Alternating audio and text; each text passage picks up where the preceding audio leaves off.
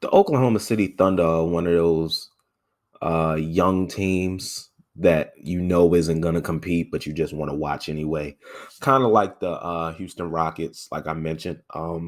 Young team, they're not going to win at all. They're probably going to be pretty ass, but you want to watch them because they got talent. And I feel like that's the case with the Oklahoma City Thunder. Obviously, you would need league pass to watch these dudes because KD and Russ Westbrook are gone. They're not going to get much or any really national television games. But being able to tune in to watch guys like Shai Gilgeous-Alexander, Lou Dortz, Darius Baisley, Pokuševski, Josh Giddy, see how he does as a rookie. I think is going to be very interesting. They're not one of my league pass teams, like my top league pass teams, but they're a team where, I come home from work or I'm sitting home and I'm like, man, what games are on? Just chilling on the couch, got my feet kicked up, might have some wine, some cranberry juice, something. I see Oklahoma City and I'm like, you see how much they're losing by. Okay, I'm joking. Relax. Don't kill me in the comments. That's only a joke. But honestly, I like the future trajectory of this team. Obviously, Sam Presti is the godfather of draft picks. This dude has made many people offers they cannot refuse. He probably has the most draft picks acquired by an organization at once in franchise history of probably any sport. Is actually ridiculous at this point. The amount of riches they have as far as draft picks. It's like, okay, well, fuck this up. Guess we can try again. But I don't think they've been effing anything up so far. I think they've done well. Obviously, they didn't draft Shai Gilgeous-Alexander, but they did well in receiving him back in the Paul George trade, getting a nice young talent that you can develop and build around. And I mean, I would say he's already leaps and bounds ahead of schedule. He was re-signed, extended this offseason to a 5-year, I think, $200 million extension. Congratulations to him. The way things are now with these young players, some guys you see they play and they earn it. Guys like Luka, Trae Young, and then you see other guys like Michael Porter Jr. and Shai Gilgeous-Alexander, who I don't want to say don't earn it because that would be unfair. But their production so far, you're not paying for production you've already seen. You're paying for production that you're expecting. You know what I'm saying? And I think Shai Gilgeous-Alexander is definitely going to live up to that contract in the future, maybe sooner rather than later, especially if I was going to say when, but if this team really starts competing and the talent on this team starts to develop, you're going to see him as the star of this team, and he's really going to start earning that contract. If not, he's probably going to jet somewhere else. But for OKC's sake, I hope not, because that's a hell of a talent they got down there. Speaking of the talent on this team, Lou Dortz, who's emerging as one of the best two-way players in the game, great on defense. Offensive game is elevating, throughout the years. You remember that huge playoff game he had in the bubble. Who else? Darius Baisley, who is still very young, still very raw, but has all the tangibles in his game to become an all-star or one of those players who you're like, man, this dude isn't cracking the all-star game because of the talent in the West, but he's almost there.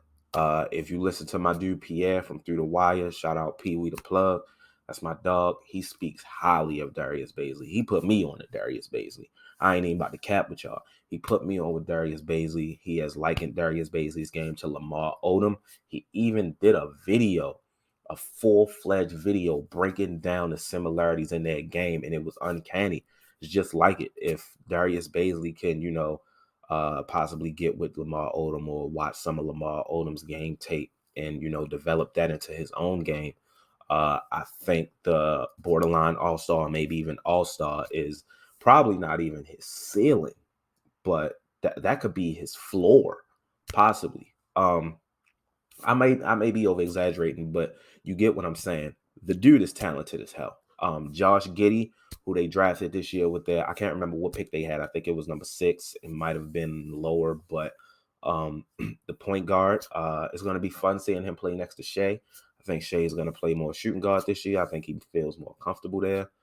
He's been seeming more comfortable there in the past, playing next to Chris Paul. So, yeah, it's going to be fun to see what the rookie does. Pokusevski, who was a rookie last year, has had a lot of, not necessarily hype, but another player who is like, has a lot of potential. So it's going to be fun to see what he does. It's just going to be fun. It's when you get a team like this with so much young talent that needs to develop, and you know the team's not going to win. It's fun to see them play because they get to let loose a little. You know, they're not really playing for anything. They're not expected to win. So if they get to play loose, guys get to develop, play their own game, see what works, see what doesn't. And if it possibly works and they end up competing, great. If not, you weren't expected to in the first place. They did acquire some other players. They acquired Trey Mann in the draft. They acquired Derek Favors through free agency. Apparently, they love their veteran centers, which is fine. They did lose Moses Brown to the Boston Celtics in the trade that sent where they received Kemba Walker, who they then bought out. Also, in that that Moses Brown trade, they shipped off Al Horford. So they got off Al Horford's contract, but eventually they brought in another veteran center. They also drafted Jeremiah Robinson Earl, who I'm not too familiar with, but another young prospect that they can figure out, you know, what his potential is. Now, my thing with the Oklahoma City Thunder, I don't think they can just keep drafting players. It has to come to a point where you see the talent you have with guys like Shea, Lou Dortz, Darius Baisley, you know, guys of that nature. And you have to start capitalizing on these draft picks. I thought they were going to do it this year, but it didn't really seem like anyone was on the market that was worth it. So why not just use the picks? But in the future, if they're in a position where they have some really good draft picks and there's an all-star, superstar out there who, you know, wants to be gone, I think at some point you have to pull the trigger and make a move. Just using up all these draft picks isn't really what their value should be. Granted, you know, drafting players are great, but the main reason you want to stock up on these draft picks is for trade value, for trade assets. Not only do you have trade assets and draft picks, you have trade assets and young, talented players as well. So in the future, I could see the OKC Thunder bringing in an all-star, maybe a Bradley Beal gets disgruntled. Maybe Damian Lillard. No, I can't see Damian Lillard going to OKC. Bradley Beal or maybe Ben Simmons. Ben Simmons, that would be ugly, but OKC might pull the trigger. Who knows? You never know. Anything could happen. So I am excited about the future of the OKC Thunder. I'm just not sure what it holds, whether they'll start winning sooner rather than later, whether they're in it for the long run. Who knows? But I think they are making the right moves and taking the right steps towards a successful future. But if you're an OKC Thunder fan, let me know in the comments down below. Do you feel the same way? Do you agree with the steps the Thunder are taking? Do you want them to keep the draft picks or possibly trade for a disgruntled star? Who's your favorite prospect right now? You know, outside of Shea and Lou Dortz, you know, you got Darius Baisley, Josh Giddy, Pokusevski, even Trey Mann to an extent. Let me know in the comments down below who your favorite prospect is going into this season. Make sure you leave a like on the video, subscribe, and ding the notification bell. Don't forget to check out the 30 Days of Hoops playlist to catch up on all the videos you may have missed. And I'll holler at y'all tomorrow. Peace.